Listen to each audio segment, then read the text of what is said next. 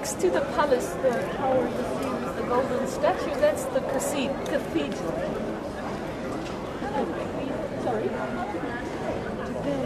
Oh, the palace of the Pope is open only 20 years.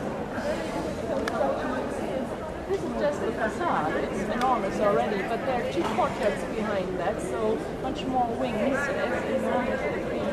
So 20 years is a very quick construction.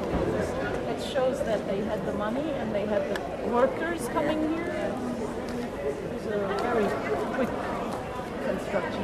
Yes, and the cathedral is older than I'll try to get them sometime next week. it's built two centuries before the palace was built.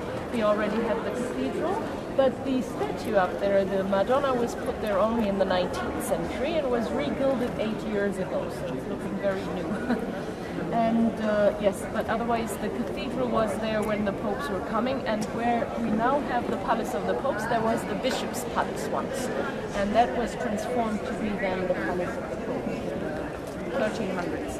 Because normally, of course, the residence of the pope is in Rome, not here. This is just an exception during roughly 1 century they were staying here. And a lot of people coming on that square imagine that this might have been like the St. Peter's Square in the Vatican today, where you have the blessing by the Pope, but you have to imagine that this square did not exist. There was a whole quarter of Avignon, little houses, narrow streets, and the houses were coming until the palace. So no way, there was no blessing here. You had to go inside. There is a big courtyard, and that's where the Pope is. In fact, this square was sort of, well, laid out is a big word, but it was created by accident, more or less, because there was a siege on the palace. In the very end, they wanted to attack the palace, the soldiers from the French king, and then the Pope decided to demolish this quarter of Avignon so he would have a better view if there would be an attack, and so that's how the square was created. And now it's quite interesting because you have a little museum of architecture. The cathedral is Romanesque architecture, 12th century.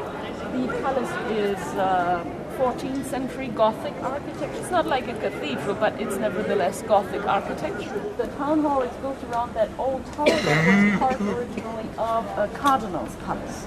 Because when the Pope was in Avignon, the cardinals were also here, but they had their own palaces in town. They would not live in the palace of the Pope, which is enormous, but they had their own palaces. And then to show how powerful they were very often adding a tower. And now this is a tower where you see 2 statues up there. Yes. Not really moving very much. It's just one moving the arm to ring the bell. They're not coming out to say hello or dancing or so, but and perhaps, I'm not sure, perhaps you've seen it at night, it's lit in blue. Yes, it's the blue light in this tower.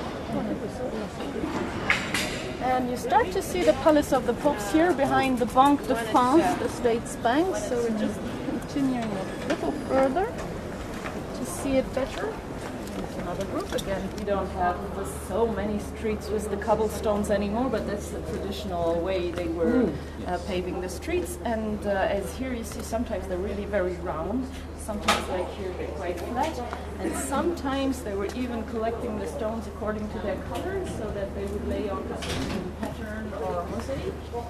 And well, you were asking about if it's more expensive or less expensive in or outside the walls. I mean, you have certain quarters inside the walls that are quite expensive, but you also have quarters that are not that popular or whatever, and so they are not that expensive. So you may have both. Also outside the walls, I mean, inside the walls, you always have a problem. You don't know where to park your car, for example. That's one of the problems you have. There are cars allowed inside town, but it's very difficult to find a place to park it, so not that easy. But you may see also there are certain modern houses. It's normally all protected by the Heritage Trust here inside.